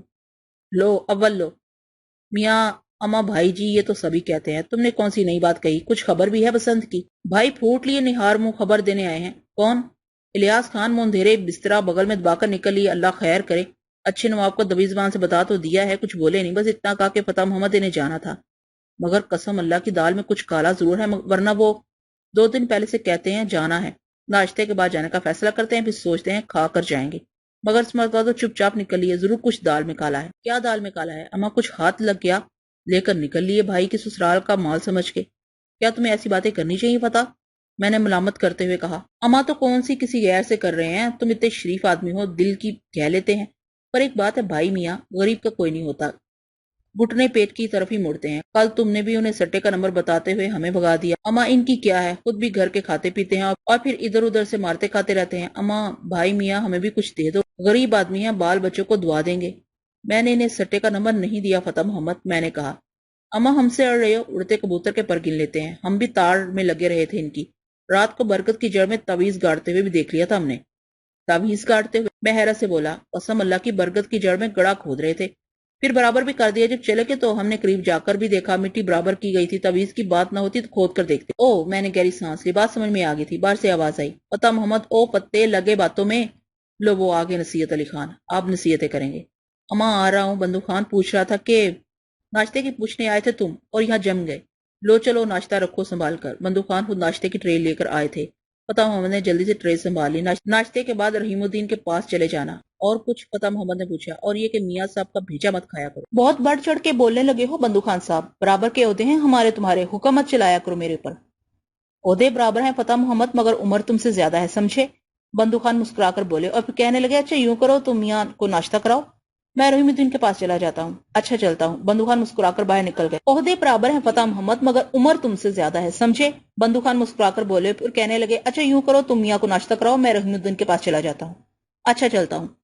بندو خان مسکرا کر باہر نکل گئے۔ فتح محمد نے ٹیری گردن کی، منہ ہی منہ میں کچھ بڑبڑایا، اس کے بعد میرے لیے ناشتہ لگانے لگا۔ میں نے اسے بھی ناشتے کی پیشکش کی تو وہ کہنے لگا، نہیں میاں صاحب، آپ کر لو، آپ کا بہت بہت شکریہ۔ آپ نے ہمیں پوچھا مگر شکایت یہی کرتے رہیں گے، غریب آدمی کی بھی سننی چاہیے، اصل ضرورت ہماری ہے، ان کا کیا ہے، سٹا لگائیں گے، مال کمائیں گے، عیاشی کریں گے، یہاں تو 12 بچوں کا معاملہ ہے۔ میں خاموشی سے ناشتہ کرتا رہا، پھر میں نے کہا، برتن لے جاؤ۔ وہ شاید مزید کچھ کہنے کی ہمت نہیں کر سکا تھا، برتن اٹھا کر باہر نکل گیا۔ میں تھوڑی دیر تک بیٹھا سوچتا رہا، اس کے بعد خود بھی باہر نکل آیا۔ حویلی کے ملازم اپنے کاموں میں مصروف تھے، مالک کی آریاں درست کر رہا تھا، دوسرے لوگ ادھر ادھر آ جا رہے تھے، صفائی کرنے والا صفائی کر رہا تھا۔ میں ٹہلتا ہوا دور تک نکل گیا، اتفاق سے ہی اس وقت برگد کے اسی درخت کے قریب پہنچ گیا جس کی جڑ سے الیاس خان کا کام بنا تھا۔ یوں ہی نگاہ اس کی جڑ پر جا پڑی اور بس قدرت نے یہ عطیہ عطا فرما دیا تھا جس کا احساس اس وقت پھر ہوا۔ آنکھوں نے ان گہرائیوں میں دیکھا، فلسہ غائب تھا، لیکن مٹی میں چند اشرفیاں نظر آ رہی تھی، 10-12 سے کم نہیں ہوں گی۔ فوراً یہ اندازہ ہو گیا کہ یہ وہ اشرفیاں ہیں جو مٹی میں مل جانے کی وجہ سے الیاس خان کو بھی نظر نہیں آ سکی۔ ویسے بھی اس نے یہ کام رات میں کیا تھا اور یقینی امر ہے کہ افراتفری کے عالم میں کیا ہوگا، چنانچہ یہ اشرفیاں رہ گئیں۔ دل خوش ہو گیا، بیچارے فتح محمد کے کام آ سکتی ہیں، یہ بتا دوں گا اسے۔ پھر وہاں سے تھوڑے ہی فاصلے پر چلا تھا کہ فتح محمد نظر آ گیا، اسے دیکھ کر مسکرایا، وہ بھی مسکرایا اور وہاں سے آگے بڑھ گیا۔ میں نے ابھی اسے کچھ بتانا مناسب نہیں سمجھا تھا، چھوٹا آدمی تھا، چھوٹی طبیعت کا ملک، میرے منہ سے الفاظ سنتے ہی پاگل ہو جاتا، پھر خواہ کہانی عام ہو جاتی اور دوسروں کو پتا چلتا، نہ جانے کیا کیا قیاس رائیاں ہوتی۔ ٹہلتا ہوا حویلی کے عقبی حصے میں جا نکلا، اسی وقت پیچھے سے مہرونسا نورجہاں کے ساتھ آتی ہوئی نظر آئی۔ دونوں تیز قدموں سے میری طرف آ رہی تھیں۔ نورجہاں نے مجھے سلام کیا، مہرونسا عجیب سی نگاہوں سے مجھے دیکھ رہی تھی۔ میں بھی رک گیا۔ سلام کا جواب دے کر میں نے ان دونوں کی خیریت پوچھی اور مہرونسا کہنے لگی، مسعود صاحب، ہم مہمان خانے میں آپ کی قیامگاہ تک گئے تھے، آپ اس طرف چہل قدمی کے لیے نکلے ہوئے تھے۔ اب آپ کی طبیعت کیسی ہے مہرونسا؟ میں نے پوچھا۔ بہت عرصے کے بعد میں اپنے آپ کو زندہ محسوس کر رہی ہوں اور مجھے یوں لگ رہا ہے جیسے میں ابھی جینے والوں میں شامل ہوں۔ مطلب یہی ہے کہ جو کچھ مجھ پر بیت رہی تھی میں صحیح الفاظ میں تو ان لوگوں کو نہیں بتا سکتی تھی، لیکن زندگی سے بیزار تھی۔ میں کاش میری یہ کیفیت مستقل ہو، میں آپ کا شکریہ ادا کرنا چاہتی ہوں، اس لیے آپ کے پاس پہنچی تھی۔ اللہ تعالیٰ آپ کو مکمل صحت عطا فرمائے، میری یہی دعا ہے۔ اب جبکہ مہرونسا نے آپ کو آپ کے نام سے مخاطب کیا مسعود صاحب، تو میں بھی اس میں کوئی حرج نہیں سمجھتی۔ براہ کرم ہماری گستاخی کا برا نہ مانیے گا، بنیادی وجہ یہ ہے کہ آپ ہماری ہی عمروں کے ہیں، اور اگر ہم آپ کو کسی احترام کے نام سے پکارے تو بڑا مذکہ حیض لگے گا۔ کوئی حرج نہیں ہے نورجہاں صاحبہ، آپ کو میرا نام معلوم ہے، بس اتنا کافی ہے، آپ مجھے میرے نام سے پکار لیجئے۔ بہت شکریہ۔ دراصل مہرونسا چاہتی ہیں کہ اگر آپ کسی بھی طرح یہاں قیام کے لیے کچھ وقت اور نکال سکیں تو ان کا خوف دور ہو جائے گا۔ مجھ سے باتیں کرتی رہی ہیں اور شیخ صاحب سے بھی، انہوں نے یہی کہا ہے۔ دیکھیے وہ شیخ صاحب آ گئے۔ نورجہاں ایک دم بولی اور میری نظریں بھی اسی جانب اٹھ گئیں۔ شیخ عبد القدوس ادھر ہی چلے آ رہے تھے، سلام کر کے مجھ سے ہاتھ ملایا، پھر کہنے لگے، یہ اچھا ہوا کہ یہ لڑکیاں خود ہی آپ کے پاس پہنچ گئی۔ مسعود میاں، کیا انہوں نے اپنا مقصد بتایا آپ کو؟ جی، مہرونسا صاحبہ کا کہنا ہے کہ اگر میں یہاں کچھ عرصے قیام کروں تو ان کے دل سے خوف نکل جائے گا، لیکن اچھا ہوا کہ آپ تشریف لے آئے۔ آپ کے سامنے کچھ حقیقتیں عرض کر دوں، میں بے شک ابھی کچھ وقت یہاں ہوں، لیکن جاؤں گا تو ایک ایسا اطمینان بخش حل چھوڑ کر جاؤں گا جس کے بعد یہ خطرہ موجود نہ رہے گا۔ اس سے زیادہ قیام ظاہر ہے کسی بھی طرح میرے لیے ممکن نہیں ہوگا۔ مہرونسا اور نورجہاں اس اطمینان کے بعد واپس لوٹ گئیں کہ ابھی میں یہاں قیام کروں گا۔ نورجہاں واقعی بڑی شوخ و شریر تھی، نہ جانے کیا کیا مہرونسا کے کان میں بدبداتی رہی تھی، لیکن مہرونسا سنجیدہ لڑکی تھی۔ بہرحال شیخ صاحب بھی چلے گئے اور میں واپس اپنی آرامگاہ میں پہنچ گئی۔ اب یہاں قیام کرنا واقعی ایک مشکل امر تھا۔ دل میں یہ سوچ رہا تھا کہ ایسا کیا عمل ہو جس کی بنیاد پر مہرونسا مکمل محفوظ سمجھی جائے اور میں یہاں سے الہ آباد کا رخ کروں۔ وہاں ہو سکتا ہے مامور ریاض کے ساتھ امی ابو اور بہن بھی مل جائیں۔ اب کیا ایسا ہو سکے گا کہ میری زندگی میں ایک بار پھر وہی دن لوٹ آئیں گے؟ بس حسرتوں کے علاوہ اور کچھ نہیں تھا۔ نہ جانے کیوں تقدیر پر بھروسہ نہیں رہا تھا وہ مجھے میری لوٹی ہوئی دنیا واپس کر دے۔ شام کو تقریباً 8:30 بجے میں نے خود فتح محمد کو اپنے پاس بلایا۔ وہ میرے قریب آ گیا۔ لگتا ہے فتح محمد کچھ ناراض ہو گئے مجھ سے۔ کیا لیں گے میاں جی آپ سے ناراض ہو کر؟ ہم نے تو پہلے بھی کہا تھا، بس شکایت ہے ہمیں تم سے۔ فتح محمد دیکھو، میں نے تم سے پہلے بھی کہا تھا کہ الیاس خان کو میں نے کوئی نمبر وغیرہ نہیں بتایا۔ وہ وہاں کیا کر رہا تھا یہ وہ جانتا ہے، لیکن میرے علم نے مجھے بتایا ہے کہ برگد کے اسی درخت پر اس کے نیچے نظر آنے والی مٹی سے ڈھکے ہوئے گڑھے میں کوئی ایسی چیز موجود ہے جو تمہارے کام آ سکتی ہے۔ ہیں؟ فتح محمد نے منہ پھاڑ کر کہا۔ ہاں فتح محمد، تم بھی اسی کا جب الیاس خان نے درخت کی جڑ میں گڑھا کھودا تھا، وہاں پہنچنے کے بعد وہ گڑھا کھودنا، اس کی مٹی کو اچھی طرح تلاش کر لینا۔ ممکن ہے تمہیں اس میں کوئی ایسی چیز مل جائے جو تمہارے لیے کرامت ہو۔ بڑی احتیاط کی ضرورت ہے۔ اگر واقعی کچھ مل جائے تو اسے اپنے پاس پوشیدہ رکھ کر گڑھا برابر کر دینا، سمجھ رہے ہو نا؟ ابھی چلا جاؤں؟ فتح محمد نے کہا۔ اب بھی تمہیں دیکھ لیا جائے گا اور جو کچھ تمہارے ہاتھ لگا وہ اس گھر کے مالکوں کی ملکیت ہوگا، تم اسے اپنے قبضے میں نہیں لے سکو گے۔ اما تو کیا الیاس کو بھی وہاں کچھ مل گیا تھا؟ فتح محمد نے پوچھا۔ اب یہ تو مجھے نہیں معلوم، الیاس خان نے مجھ سے ایسی کوئی بات نہیں کی، مگر تم یہ کام احتیاط کے ساتھ کر لینا، بعد میں مجھ سے یہ نہ کہنا کہ میں نے تمہارے لیے کچھ کیا نہیں۔ ارے بھائی میاں، تم نے تو دل ہولا کر دیا، اللہ کی قسم اب میرے کو صبر کیسے آئے گا؟ ابھی کیا کروں پیارے بھائی، بس خدا جانے رات کس وقت ہوگی۔ جاؤ جاؤ سکون سے اپنا کام سر انجام دینا، جلد بازی کی تو نقصان اٹھاؤ گے، اس کے خود ذمہ دار ہوگے۔ نہیں نہیں میاں صاحب، جو آپ نے کہہ دیا میں وہی کروں گا، قسم اللہ کی، فتح محمد نے کہا، وہاں سے چلا گیا۔ بس اس کے بعد کوئی خاص مشغلہ نہیں تھا، لیکن یہاں اس حویلی میں گھسے رہنا بھی ایک مشکل کام تھا۔ رات کو دل میں یہ آئی کہ یہاں دلی میں جو مقدس مزارات کا شہر ہے، کیوں نہ مزارات کی زیارتیں کروں، اور کچھ نہیں تو کم سے کم دل کو سکون ہی ملے گا۔ زیادہ تو نہیں سن سکا تھا، لیکن تھوڑی بہت باتیں کانوں تک پہنچی تھی۔ دلی میں بڑے بڑے جیت بزرگوں کے مزارات ہیں، اب مجھے ان تمام چیزوں سے دلچسپی ہو گئی تھی۔ دوسرے دن صبح معمول کے مطابق جاگا، ناشتہ فتح محمد لایا تھا، آنکھیں جھکی ہوئی تھی، زبان بند تھی، چہرے پر سرخی چھائی ہوئی تھی۔ میرے ہونٹوں پر مسکراہٹ پھیل گئی۔ اس کا مقصد یہ ہے کہ فتح محمد کا کام ہو گیا۔ اس نے ناشتہ میرے سامنے رکھا، حیرت انگیز طور پر خاموش تھا۔ میں نے ہی اسے مخاطب کیا، فتح محمد، اور وہ اس طرح اچھل پڑا جیسے کسی بچھو نے ڈنگ مار دیا ہو۔ کتنی تھی؟ میں نے سوال کیا۔ 13، وہ بے اختیار بولا، پھر چونک کر کہنے لگا، کیا میاں صاحب کیا؟ کام ہو جائے گا تمہارا؟ میں نے پوچھا۔ فتح محمد ادھر ادھر دیکھنے لگا، چند لمحات سوچتا رہا، پھر جلدی سے آگے بڑھا اور جھک کر میرے پاؤں پکڑ لیے۔ قسم اللہ کی، زندگی بھر غلام رہوں گا آپ کا میاں صاحب، دن پھیر دیا آپ نے میرے، معاف کر دیجئے مجھے، معاف کر دیجئے۔ رات کو یہ سوچ رہا تھا کہ بلکہ ساری رات سوچتا رہا تھا کہ آپ سے قبول کر کے ہی نہیں دوں گا، چپ لگا جاؤں گا میں، مگر غلطی تھی، گستاخی تھی میری، معاف کر دیجئے۔ ارے فتح محمد، ہم سے چھپانے کی کیا ضرورت تھی بھلا؟ ہم کسی سے کہنے جا رہے ہیں؟ ٹھیک ہے آپ تم جانو، تمہارا کام۔ میاں صاحب آپ نے بس بیکار باتوں سے گریز کرو۔ اچھا ہمیں یہ بتاؤ، یہاں کون کون سے بزرگوں کے مزارات ہیں اور کہاں کہاں سے جانا ہوگا ہمیں؟ مزارات؟ ابے یہ لو بھی، یہ بھی کوئی پوچھنے کی بات ہے؟ دلی کی کسی بھی سڑک پر نکل جاؤ، کسی چلتے پھرتے سے پوچھ لو، وہ سارے کے سارے مزاروں کے پتے بتا دے گا۔ پہلے تو حضرت سلطان جی ہی ہیں، ان کے دربار میں جاؤ میاں جی، مزہ آ جائے گا، اللہ قسم کیا جگہ ہے۔ اس کے بعد فتح محمد تمام بزرگوں کے نام گنوانے لگا۔ میں نے انہیں ذہن نشین کر لیا۔ فتح محمد بولا، جانے کا ارادہ ہے کیا؟ ہاں فتح محمد جی چاہتا ہے۔ تو پھر موٹر نکلوا لو شیخ صاحب کی، سارے میں گھما دوں گا۔ نہیں فتح محمد، میں پیدل ہی جاؤں گا۔ تمہاری مرضی ہے میاں صاحب۔ فتح محمد بولا، آج اس نے ایک بھی فضول بات نہیں کی تھی، میں جانتا تھا کہ اس کی وجہ کیا ہے۔ پھر ناشتے سے فراغت حاصل کرنے کے بعد میں وہاں سے باہر نکلا۔ فتح محمد سے کہہ دیا تھا کہ اگر شیخ صاحب پوچھے تو بتا دے کہ میں سیر کرنے نکلا ہوں، شام تک واپس آ جاؤں گا۔ دلی کی سڑکوں پر آ گیا، پتے پوچھتا رہا۔ روایتوں کا شہر تھا، وقت کتنا ہی گزر جائے دلی کی قدیم روایتیں کبھی دم نہیں توڑیں گی، اس کی اداؤں میں فرق نہیں آئے گا۔ ایک جگہ رک کے ایک شخص سے حضرت نظام الدین اولیا کے مزار کا پتہ پوچھا۔ اس نے حیرت سے منہ کھول دیا۔ اما نئے لگتے ہو، دلی میں کہیں باہر سے آئے ہو؟ یہی بات ہے، میں نے جواب دیا۔ وہ سر ہی پڑ گیا، مجھ سے پوچھے بغیر تانگا رکا اور میرے سوار ہونے کا اشارہ کیا۔ کیوں؟ اما آ جاؤ، تکلف نہ کرو، ہمارے سلطان جی کی زیارت کو آئے ہو، چلو ہم پہنچا دیں گے ان کے کنے۔ لاکھ منع کیا نہ مانا، تانگا چل پڑا اور وہ مجھے راستوں کے بارے میں بتانے لگا۔ یہ ببر کا تکیہ ہے، یہ منکو والے پیر کا مزار ہے، یہ نیلی چھتری۔ یہاں سے تانگا دائیں کو مڑ گیا، یہ بائیں ہاتھ والی سڑک ہمایوں کے مقبرے کو جاتی ہے، میرے رہنما نے بتایا۔ بالآخر درگاہ شریف پہنچ گئے، اسی تانگے میں واپس چلا گیا۔ اس کی محبت نے دل پر بڑا اثر کیا تھا، اندر داخل ہو گیا، زیارت سے دل شاد ہو گیا۔ فتح خوانی کی اور بہت دیر تک وہاں رکا رہا، اٹھنے کو جی نہیں چاہ رہا تھا۔ بہرحال آگے بڑھنا تھا۔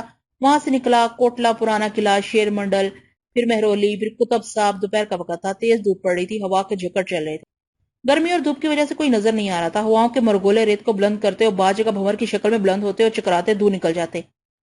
بچپن کی کچھ باتیں یاد آ گئی. اکثر دوپہر کو کھیلنے نکل جاتا تھا. ایسے ہی جھکڑ چل رہے ہوتے اماں دیکھ لیتی تو کہتی ایسی دوپہر میں گھر سے نہ نکلا کرو, چمبر باولے اٹھا لے جاتے ہیں. یہ کیا ہوتا ہے, میں نے پوچھا تو ماں نے مجھے چمبر باولے دکھائے. ہوا کے بھنور جو ریت کو رول کرتے ہوئے انسانوں کی طرح چلتے نظر آتے تھے. ان میں کیا ہوتا ہے؟ جنوں کی سواری. جن ان پر سوار ہو کر سیر کو نکلتے ہیں. اگر کوئی ان کے راستے میں آ جائے تو انہیں میں لپیٹ کر چلا جاتا ہے اور جن اسے اٹھا کر لے جاتے ہیں. بچپن کی باتیں شاید عمر کے آخری حصے تک یاد رہتی ہیں اور انہیں بھلانا ناممکن ہوتا ہے. ان بگولوں کو دیکھ کر دل میں وہی خوف طاری ہو گیا جو بچپن میں ہو جایا کرتا تھا. اس خوف میں بھی ایک لذت کا احساس ہوا. ماں یاد آ گئی تھی اور یہ یاد تو ایک ایسی کیفیت اختیار کر چکی تھی جسے الفاظ میں منتقل کرنا ممکن نہیں. آگے بڑھتا رہا, پھر ایک چمر باولے کی زد میں آ گیا. اچانک ہی ہوا کا ایک زوردار جھکڑ عقب میں نمودار ہوا. اس جھکڑ نے ایک وسیع دائرے کی شکل اختیار کر لی. گہری اور گاڑی مٹی کئی فٹ اونچی بلند ہوئی اور چکراتی ہوئی اس برق رفتاری سے میری جان بڑی کہ میں اس کی لپیٹ سے نہ نکل سکا. یوں لگا جیسے زمین سے پاؤں اکھڑ گئے. بڑا شدید دباؤ تھا ہوا کا. میں نے دونوں ہاتھ آنکھوں پر رکھ لیے اور تیز ہواؤں کا یہ زوردار جھکڑ مجھے زمین سے بلند کرنے میں کامیاب ہو گیا. تمام محسوسات جاگ رہے تھے. کسی بھی قسم کے وہم کا گمان نہیں تھا. بس میں یہ سوچ رہا تھا کہ اب زمین پر گرا تب گرا. سنبھلنے کی کوششیں ناکام ہو گئی تھی. ہوا کا یہ جھکڑ پلک چپکتے مجھے میری جگہ سے کافی دور لے گیا اور اس کے بعد میں گر پڑا. گھٹنوں میں چوٹ لگی تھی. باریک باریک پتھروں کے ٹکڑے ہتھیلیوں میں چپ گئے تھے اور میں گرد کی وجہ سے آنکھوں میں کڑواہٹ محسوس کر رہا تھا. ہوا کا یہ تیز جھکڑ مجھ پر سے گزر گیا. کئی فٹ دور لا پھینکا تھا. اب وہ مجھ سے آگے نکل گیا تھا. آنکھیں کھولی تو مٹی چبھنے لگی. بامشکل تمام شانے سے کمبل اتار کر ایک سمت رکھا اور قمیض کے دامن سے آنکھیں صاف کرنے لگا. بڑی مشکل سے آنکھیں اس قابل ہوئی تھی کہ زمین نظر آ سکے. مسکراہٹ آ گئی تھی چہرے پر اور بدستور ماں کی ہدایت یاد کر رہا تھا. پھر زمین پر ہاتھ ٹکا کر اپنے آپ کو سنبھالا اور سیدھا کھڑا ہو گیا. لیکن دماغ کو جو خوفناک جھٹکا لگا تھا اس نے آنکھیں تاریک کر دی. جو منظر نظر کے سامنے آیا تھا اس پر یقین کرنے کا تصور بھی نہیں کر سکتا تھا. چند لمحات تک جنجناتے ہوئے دماغ کو قابو میں کرنے کی کوشش کرتا رہا. پھر پھٹپٹی آنکھوں سے ارد گرد کا ماحول دیکھا. خدا کی پناہ, یہ وہ جگہ نہیں تھی جہاں اب سے چند لمحے بیشتر موجود تھا. یہ تو ماحول ہی بدلا ہوا تھا. لکھوری اینٹوں کی بنی ہوئی ایک انتہائی بسیدہ اور وسیع عمارت. ٹوٹی پھوٹی دیواریں, بڑے بڑے جھروکے, عجیب سے فصیل نما ستون اور جگہ جگہ لکھوری اینٹوں کے ہیبتناک ڈھیر. کہیں ٹوٹے ہوئے دروازے تو کہیں محرابے, کہیں چبوترے جو صاف ستھرے اور کشادار اور کہیں کچھ منبر نما جگہ. ایک بات جو سمجھ میں آئی وہ نگاہوں کا دھوکہ تو نہیں ہو سکتا. اگر دماغ کی کوئی خرابی ہے تو ان باتوں کو محسوس کرنے کی قوت ذہن میں کیسے موجود ہے؟ لیکن کچھ بھی نہیں تھا. جنوں کی سواری گزر رہی تھی اور میری ماں کے کہنے کے مطابق جن مجھے یہاں اٹھا لائے تھے. بھلا اس کے علاوہ اور کیا سوچ سکتا تھا؟ بچپن کی حدود سے گزرا تھا اور ماں کی ہدایت پر غور کیا تھا تو یہی سوچا تھا کہ ماں دھوپ سے بچانے کے لیے یہ الفاظ ادا کر کے خوفزدہ کرنا چاہتی ہے تاکہ دھوپ مجھ پر اثر انداز نہ ہو. لیکن وہ کہانی اس وقت مجسم تھی. چمر باولوں میں سفر کرنے والی جنوں کی سواری کے بیچ آ گیا تھا اور انہوں نے مجھے یہاں لا پٹکا تھا. کیا اس بات پہ یقین کر لوں؟ مگر جگہ کون سی ہے اور جو کچھ ہوا ہے کیا وہ سچ مچ, کیا واقعی سچ ہے؟ ایک انوکھا سچ. اب کسی شبہ کی گنجائش نہیں رہ گئی تھی. کمبل احترام سے اٹھا کر شانے پر ڈالا, اپنی جگہ سے کھڑا ہو گیا اور ادھر ادھر دیکھنے لگا. یہ ٹوٹی عمارت کہاں ہے؟ کچھ اندازہ تو ہو. آس پاس ٹوٹی دیواریں, جھاڑیاں اور ویران اور ہیبت تک مناظر کے علاوہ اور کچھ نہیں تھا. اینٹوں سے بنے ہوئے اس چبوترے کی جانب بڑھ گیا جس کی سیڑھیاں بھی ٹوٹی ہوئی تھی. ہو سکتا ہے بلندی پر کھڑے ہو کر کچھ اندازہ ہو سکے. چبوترے پر پہنچا اور ادھر ادھر دیکھنے لگا. دور دور تک ویران میدان بکھرے ہوئے نظر آ رہے تھے جن میں جگہ جگہ چھدرے درخت سنسان کھڑے ہوئے تھے. پتھریلے چبوترے کے گوشے میں کنواں نظر آیا جس کے کنارے اینٹوں سے بنے ہوئے تھے. وہاں پانی کا ایک ڈول رکھا ہوا تھا اور رسی کا لچھا بہت بڑا نظر آ رہا تھا جس سے یہ اندازہ ہوتا تھا کہ کنواں بہت گہرا ہے. لیکن یہ جگہ کون سی ہے؟ فقط ایک قدموں کی آہٹیں سنائی دی اور سمت کا اندازہ کر کے دہشت زدہ سا اس طرف مڑ گیا. 3 در ایک ساتھ بنے ہوئے تھے اور ان کی دوسری طرف اندھیرا سا چھایا ہوا تھا. اس طرف کا حصہ سالم نظر آتا تھا. آنے والے انہی دروں سے برآمد ہوئے تھے. تینوں دروں سے ایک ایک فرد باہر نکلا تھا. شانوں سے لے کر ٹخنوں تک سفید لباس میں ملبوس, چہروں پر داڑیاں, اور یہ چہرے عام انسانوں جیسے ہی تھے. میں ان کے مخصوص لباس سے یہ اندازہ لگانے کی کوشش کرنے لگا کہ یہ کون ہو سکتے ہیں. یوں محسوس ہوا تھا جیسے وہ میری یہاں موجودگی سے واقف ہیں اور میرے ہی لیے اندر سے نکل کر آئے ہیں. میرا طور انسان تھے, خوفزدہ ہونے کی ضرورت نہیں تھی. میں نے دیکھنے لگا اور تینوں قدم بڑھاتے ہوئے میرے نزدیک پہنچ گئے. پھر ان میں سے ایک نے ہاتھ کے اشارے سے مجھے آگے بڑھنے کے لیے کہا, لیکن میں نے فوراً ہی انہیں سلام کیا تھا. سلام کا جواب تینوں نے دیا. اس کے بعد اس شخص نے جس نے ہاتھ کے اشارے سے مجھے آگے بڑھنے کے لیے کہا تھا مدھم لہجے میں کہا, اندر چلو, تمہیں طلب کیا گیا ہے. میں کچھ اور سوال پوچھنا چاہتا تھا لیکن ان میں سے 2 میرے عقب میں آ کھڑے ہوئے اور انہوں نے ہاتھوں سے میرے شانوں کو دھکیلا. خاصا طاقتور دھکا تھا. میں کئی قدم آگے بڑھتا چلا گیا. اس کے بعد یہی مناسب سمجھا کہ خاموشی سے ان کی ہدایت پر عمل کروں. ان کا انداز سخت تھا. وہ لوگ مجھے لیے ہوئے درمیان کے بڑے درے سے اندر داخل ہو گئے. یہاں چھت تھی اور یہ جگہ خاصی وسیع تھی. اس کے دوسری جانب ایک دروازہ نظر آ رہا تھا جس سے روشنی چھن رہی تھی, اور یہ روشنی قدرتی تھی. اس کا مطلب یہ ہے کہ دوسری طرف بھی کوئی کھلی جگہ موجود ہے. وہ لوگ مجھے اسی دروازے کی سمت لے چلے، پھر میں اس دروازے سے بھی دوسری طرف نکل گیا۔ تب میں نے اس کھنڈر نما عمارت کا وہ سیو سالم حصہ دیکھا جو بہت خوبصورتی سے بنا ہوا تھا۔ غالباً عمارت کا بیرونی حصہ ٹوٹ پھوٹ کر تباہ و برباد ہو گیا تھا، لیکن یہ اندرونی حصہ بالکل درست تھا اور یہاں بڑے بڑے دروازے نظر آ رہے تھے۔ کچی زمین تھی، اس پر گھاس اگی ہوئی تھی۔ اسی گھاس سے گزار کر مجھے ایک بڑے دروازے تک لایا گیا، پھر وہاں 2 آدمی رک گئے۔ البتہ ان میں سے ایک مجھے اسی طرح لیے ہوئے دروازے سے اندر داخل ہو گیا۔ یہ ایک وسیع اور عریض کمرہ تھا جس پر دری اور چاندنی بچھی ہوئی تھی۔ سامنے ہی ایک بڑا سا گاؤ تکیہ لگائے ہوئے ایک عمر سیدھا شخص بیٹھا ہوا تھا۔ سر پر صافہ بندھا ہوا تھا، شانوں پر خاص طریقے سے چادر ڈالی گئی تھی۔ ڈھیلے ڈھالے سفید لباس میں ملبوس براق داڑھی سینے تک پھیلی ہوئی تھی۔ سرخ و سفید چہرے کے ساتھ بڑی پررعب شخصیت کا مالک نظر آتا تھا۔ اس کے دونوں سمت نیم دائرے کی شکل میں 10-12 افراد بیٹھے ہوئے تھے۔ کچھ لوگ کچھ فاصلے پر ہٹ کر بیٹھے ہوئے تھے۔ مجھے لانے والے نے آگے بڑھنے کا اشارہ کیا۔ اس شخص نے گردن اٹھا کر مجھے دیکھا، پھر انگلی سے ایک سمت اشارہ کر دیا۔ مجھے ایک الگ گوشے میں بٹھا دیا گیا، لیکن محمد شخص سے میرا فاصلہ زیادہ نہیں تھا۔ اس وسیع اور اس کمرے میں اور بھی دروازے تھے۔ ایک دروازے سے چند افراد اندر داخل ہوئے، پھر ایک اور دروازے جو شخص اندر آیا وہ میرے لیے بڑا حیران کن تھا۔ ایک خوبصورت سی شکل کا نوجوان جس کی پیشانی پر پٹی بندھی ہوئی تھی اور جس کی تیز نگاہیں مجھے گھور رہی۔ محمد شخص کے قریب آ کر 2 زانوں بیٹھ گیا۔ اس کے برابر ہی ایک اور کالی داڑھی والا شخص آ کر بیٹھ گیا تھا۔ محمد آدمی نے گردن اٹھا کر گہری نگاہوں سے مجھے دیکھا، پھر کالی داڑھی والے شخص کو۔ اس کے بعد اس کی آواز ابھری، ثابت جلال اپنے بیٹے غلام جلال سے پوچھو، کیا یہی وہ شخص ہے جس پر غلام جلال نے اپنے آپ کو زخمی کرنے کا الزام لگایا ہے؟ جس شخص کو ثابت جلال کہہ کر پکارا گیا تھا اس نے خونی نگاہوں سے مجھے دیکھا، پھر پاس بیٹھے ہوئے نوجوان کو۔ لیکن غلام جلال کا نام سن کر میں خود ہی چونکا تھا۔ میری جس قدر رہنمائی ہوئی تھی اس میں غلام جلال کا نام تو شامل تھا، لیکن اس کی صورت سے آشنائی نہ ہو پائی تھی۔ ایک لمحے میں مجھے ساری حقیقت کا اندازہ ہو گیا تھا، لیکن اس کے ساتھ ساتھ ہی دل سے خوف بھی بالکل ختم ہو گیا تھا۔ نوجوان لڑکے نے مجھے گھورتے ہوئے مؤدب انداز میں کہا، ہاں معزز قاضی صاحب، حقیقت یہی ہے کہ یہی وہ شخص ہے جس نے مجھے زخمی کیا۔ اے شخص، تیرا نام کیا ہے؟ جس شخص کو قاضی کہہ کر مخاطب کیا گیا تھا اور جس کی سفید داڑھی اس کے سینے پر لہرا رہی تھی، اس نے کرخت لہجے میں مجھ سے پوچھا۔ میرا نام مسعود احمد ہے اور میرے والد کا نام محفوظ احمد۔ ہم تجھ سے یہ پوچھنا چاہتے ہیں کہ غلام جلال سے تیرا کیا اختلاف تھا اور اس جھگڑے کی بنیاد کیا تھی؟ کیا تجھے اس بات کا علم تھا کہ غلام جلال ہمارے قبیلے سے ہے؟ اور کیا تو یہ نہیں جانتا تھا کہ ہمارے قبیلے کے ایک نوجوان کو زخمی کرنے کا نتیجہ کیا نکل سکتا ہے؟ معزز قاضی صاحب، نہایت احترام کے ساتھ تفصیل عرض کرنے کی اجازت چاہتا ہوں، میں نے بے خوفی سے کہا۔ ملاحظہ فرمایا آپ نے قاضی محترم، یہ شخص کتنا سرکش ہے۔ اس کا انداز گفتگو ایسا ہے جیسے یہ ہمیں گردانتا ہی نہ ہو۔ ثابت جلال نے کہا، تمہیں خاموش رہنے کا حکم دیا جاتا ہے ثابت جلال، باریش بزرگ نے کہا۔ سیاہ داڑھی والا شخص ثابت جلال خاموش ہو گیا۔ باریش بزرگ نے مجھے دیکھا۔ میں نے کہا، غلام جلال نے ایک ایسی پاک باز لڑکی پر تسلط قائم کر لیا تھا جو بچپن سے ایک نوجوان سے منسوب تھی اور اسے چاہتی تھی۔ اس نے اس کے اہل خاندان کو خوفزدہ کر رکھا تھا اور نیک مسلمان گھرانہ غمزدہ اور پریشان تھا۔ میں نے اسے درخواست کی تھی مگر اس نے مجھے ضرر پہنچانا چاہا اور میں نے اپنے دفاع کے لیے اسے جھڑک دیا۔ یہ سانپ کی شکل میں مجھے ڈسنا چاہتا تھا، یہ دیوار سے جا ٹکرایا اور زخمی ہو گیا۔ کیا یہ میرا قصور ہے؟ کیا یہ سچ ہے غلام جلال؟ ہاں قاضی محترم، وہ دوشیزہ میرے جی کو بھاگ گئی تھی۔ وہ تجھے کہاں ملی تھی؟ اسی بسیدہ حویلی میں۔ یہ حویلی اس کے باپ کی ملکیت ہے۔ وہ چاندنی رات میں کلیلیں کر رہی تھی اور اچانک میرے سامنے آ گئی تھی، گویا وہ شیخ عبد القدوس کی بیٹی ہے۔ درست ہے قاضی محترم، مگر یہ تو گناہ کبیرہ ہے۔ اول تو شیخ عبد القدوس ایک دیندار خدا ترس انسان ہے، مسلمان ہے، سخی اور پابند احکامات الہی ہے۔ دوم دوشیزہ نسبت رکھتی ہے۔ تجھے یہ لازم نہ تھا غلام جلال کہ اس پر فرقتہ ہوتا، اسے گمراہ کرتا۔ بس یہ ثابت ہوا کہ یہ شخص بے قصور ہے۔ جو کچھ ہوا اس میں غلام جلال کی نادانی تھی، چنانچہ ثابت جلال تجھ پر لازم ہے کہ اسے ہر جانہ ادا کرے اور وہیں پہنچائے جہاں سے اسے لایا گیا ہے۔ قاضی محترم، میرا بیٹا غمزدہ ہو جائے گا، ثابت جلال نے کہا۔ تو کیا تو چاہتا ہے کہ کوئی غیر شرعی فیصلہ کیا جائے؟ دوسرے احتجاج پر تو بھی سزا کا حقدار ہوگا۔ تیرا فرض ہے کہ تو اپنے سرکش بیٹے کی نگرانی کرے۔ اگر اسے نافرمانی کا مرتکب پایا گیا تو اس کے لیے سزائے موت تجویز کی جائے گی۔ قاضی کا فیصلہ سر آنکھوں پر، ثابت جلال نے کہا، اور قاضی صاحب اپنی جگہ سے اٹھ گئے۔ ان کے ساتھ بقیہ افراد بھی اٹھ گئے تھے۔ ثابت جلال نے ایک تھیلی ہرجانے کے طور پر مجھے دی جو مجھے لینا پڑی، پھر وہ مجھے ساتھ آنے کا اشارہ کر کے چل پڑا۔ حویلی کے بیرونی صحن میں ایک گھوڑا کھڑا ہوا تھا۔ یہ جانتا ہے تجھے کہاں جانا ہے، اس پر سوار ہو جا۔ میں نے رکاب پر پاؤں رکھا اور گھوڑے کی پشت پر بیٹھنا چاہا، مگر دوسری سمت جا گرا۔ بڑی حفت ہوئی تھی، مگر معاملہ دوسرا ہی تھا۔ جگہ ایک دم بدل گئی تھی، وہی دھوپ، وہی ہوائیں، وہی ماحول جہاں سے میں ہواؤں کا قیدی بنا تھا۔ واپس چل پڑا اور شیخ صاحب کی حویلی پہنچ گیا۔ یہاں کے ماحول میں کوئی تبدیلی نہیں ہوئی تھی۔ اپنی آرام گاہ میں آ کر اس پورے واقعے پر غور کرنے لگا۔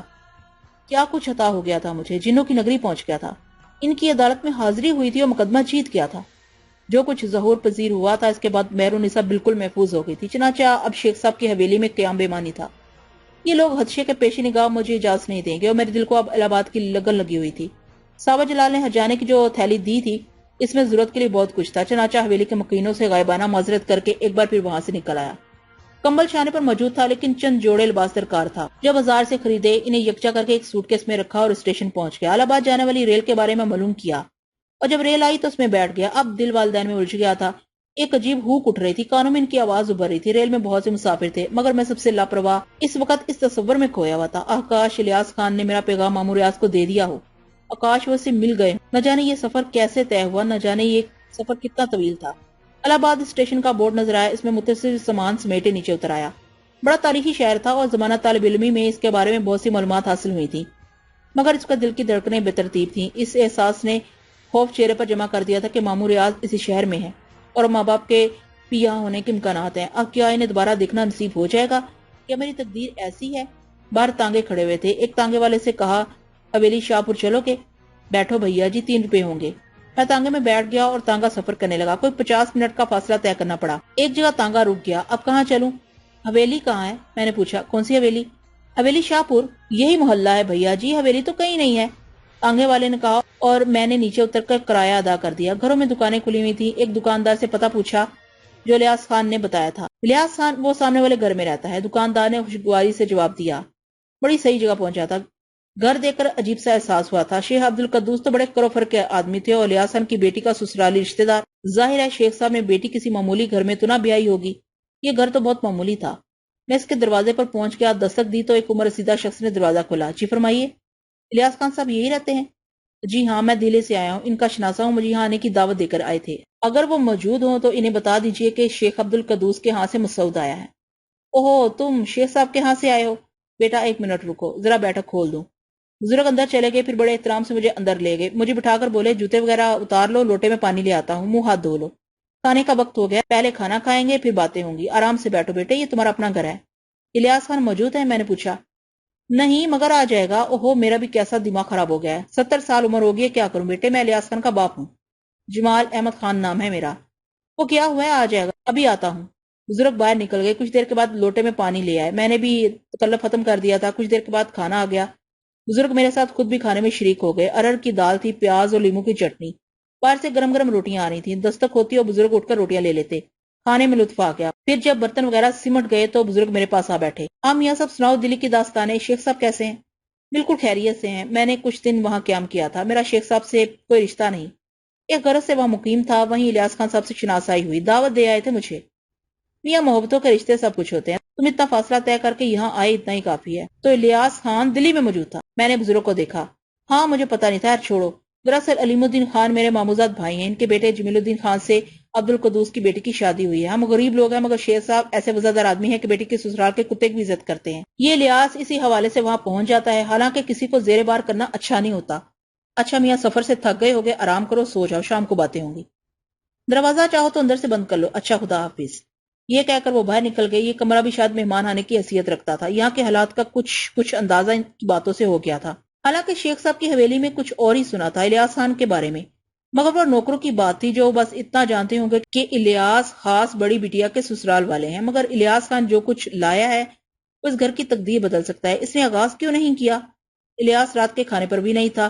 بزرگ شرمندہ نظر آتے تھے۔ میرے اسرار پر انہوں نے بتایا کہ بس میاں تقدیر کا کھلونا ہے، بری صحبتوں میں رہتا ہے وہ، حالانکہ میرا اکیلا بیٹا ہے، ایک بہن ہے اس کی جو ہماری غربت کا شکار ہو کر کنواری بیٹھی ہے، مگر وہ توجہ نہیں دیتا، بالا خانے ہیں، برے دوستوں کی صحبت ہے، اور مجھے بے حد افسوس ہوا تھا، میرے خیالات کی تصدیق ہو گئی تھی۔ بزرگ سے کچھ نہ کہا۔ رات کے 12 بجے ہوں گے، دروازے پر آہٹیں ہوئیں اور پھر الیاس خان اندر داخل ہو گئے۔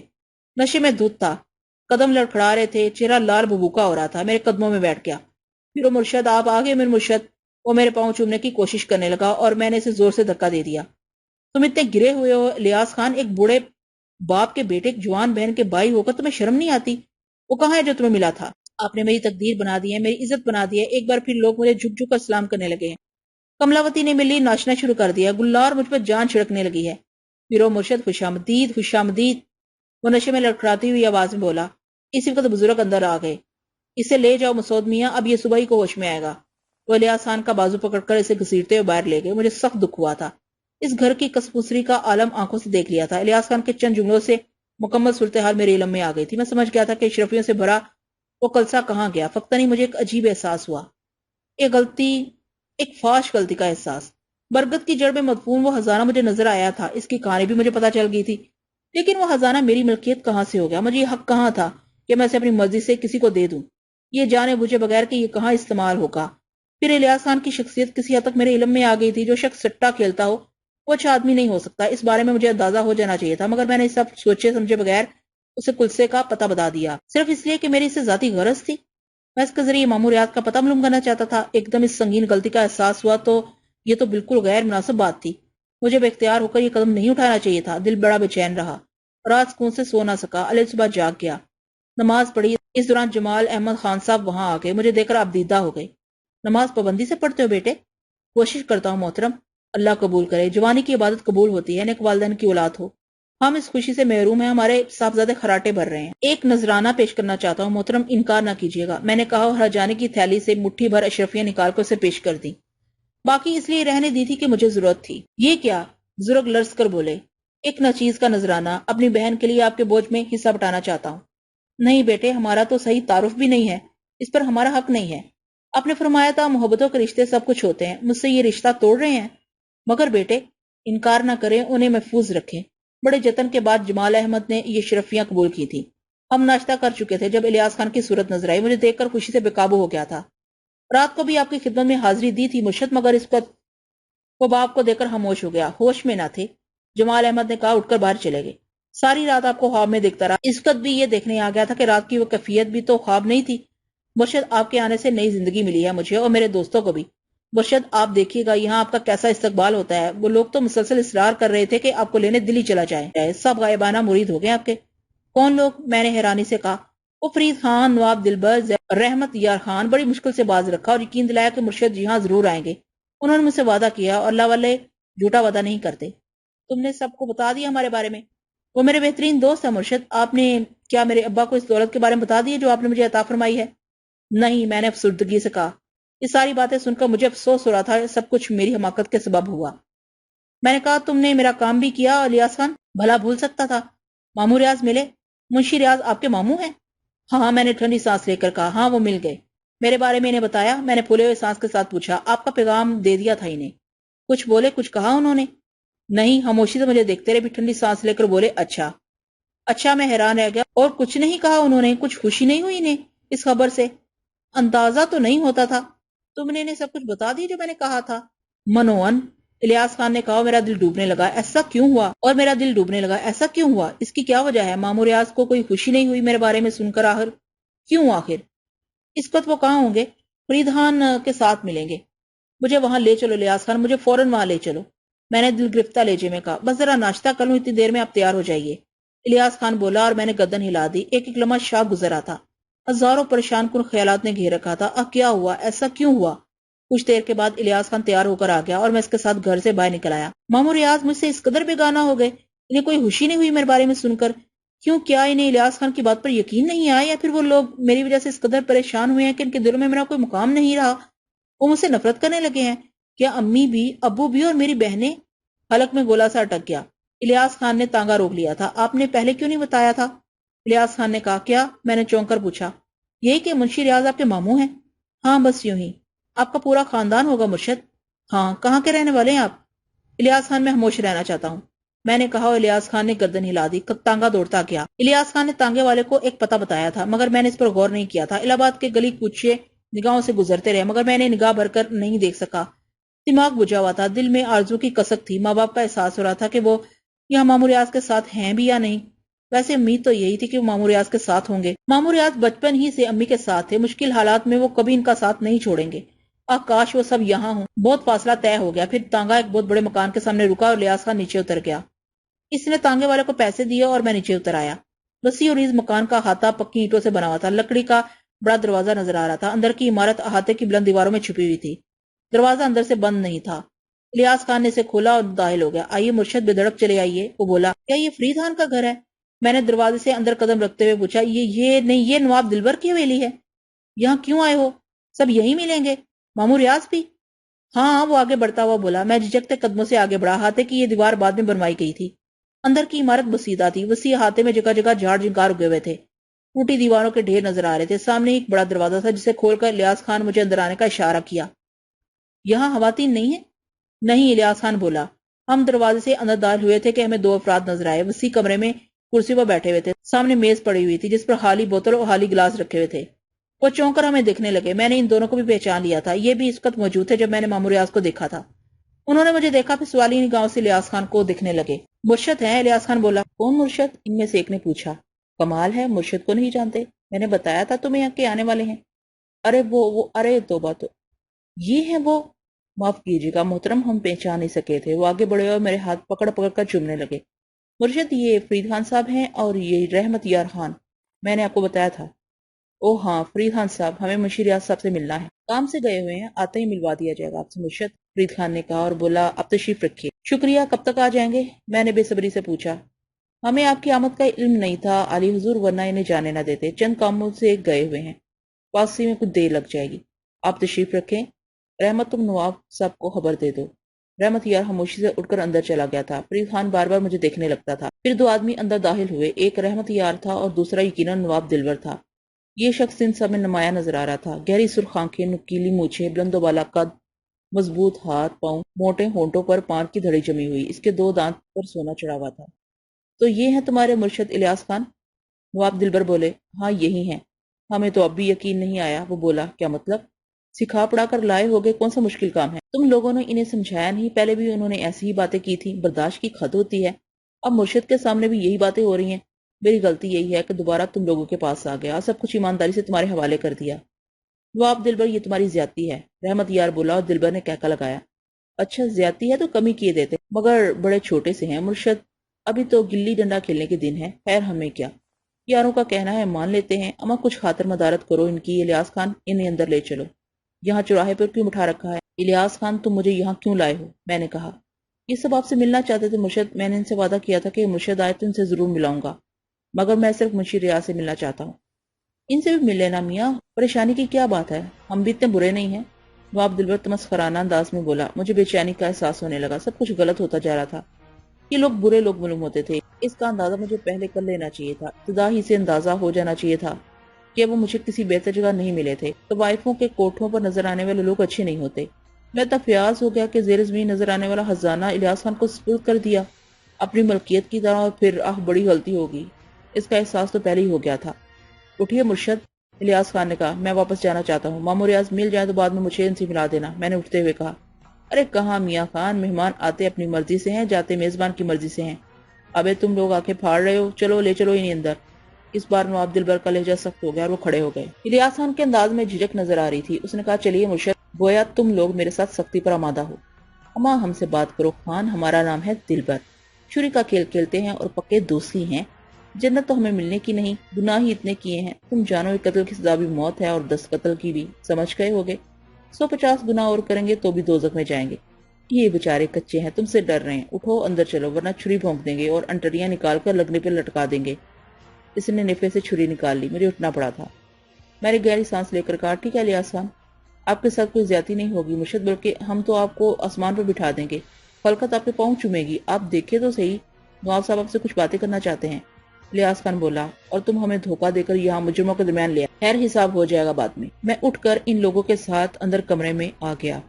باہر سے برے حال نظر آنے والی یہ عمارت اندر سے بہت بہتر تھی۔ مجھے کافی اندر ایک کمرے میں لایا گیا، یہاں خوب روشنی تھی، کچھ قدیم فرنیچر بھی پڑا ہوا تھا۔ نواب دلبر نے مجھے بیٹھنے کا اشارہ کیا، پھر خود بھی میرے سامنے بیٹھ گیا۔ ہاں میاں خان، کہانی یہ ہے کہ یہ الیاس خان دلی گیا، واپس آیا تو سونے کے ڈھیر لایا تھا۔ ہم لوگ پرانے ساتھی ہیں، کبھی اچھے خاندانوں کے تھے، مگر وہ پرانی بات ہے، وقت نے جو راہ دکھائی وہ دیکھنی پڑی اور جو کرایہ کرنا پڑا۔ اب تو ماضی کی ساری باتیں بھول گئے ہیں، جہاں سے جو کچھ مل جائے سارے مل کر کام چلا لے ہوئے ہیں۔ تو جب الیاس خان گنیوں کے توڑے لے کر آیا تو سیدھا ہمارے پاس پہنچا۔ دوستوں میں یہ سب معاہدہ ہے، اور اس نے کہانی بڑی عجیب سنائی، ہمیں تو خیر ایسی بات پر یقین نہیں آتا، مگر یہ سب لگو ہو گئے ہیں کہ ایسے میاں صاحب مل جائیں تو وہ پانچوں گھی میں اور سرکڑائی میں۔ ہم بھی چپ ہو گئے کہ چلو تیل دیکھو، تیل کی دھار دیکھو، مگر یہ تمہیں پکڑ ہی لایا۔ بھائی جی پہلے تو یہ بتاؤ کہ تم ہو کون؟ تم نے ہمیں شکتی پور میں دیکھا تھا؟ ہاں، میں نے آہستہ سے کہا۔ کہاں؟ شکنتا نامی طوائف کے کوٹھے پر۔ تم وہاں کیا کر رہے تھے؟ کچھ کر رہا تھا، تمہیں بتانا ضروری نہیں ہے۔ یہی تو کانٹے کی بات ہے، یہیں سے تو پول کھلتی ہے، ایسے شوقین درویش کہاں ملتے ہیں۔ چلو مان لیا، مگر وہ گنیاں کہاں سے آئیں؟ کیا سچی مچی تم نے وہ خزانہ بتایا تھا؟ ہاں۔ تب تو پیارے اور بھی خزانے معلوم ہوں گے تمہیں، کیوں؟ کچھ نہیں معلوم مجھے۔ وہ کیسے معلوم ہوگا جو الیاس خان کو دیا تھا؟ تمہیں بتانا ضروری نہیں ہے۔ گویا شرافت سے کام نہیں نکلے گا۔ تمہاری مرضی ہے میاں خان، آؤ ہم تمہیں اپنا خزانہ دکھائیں۔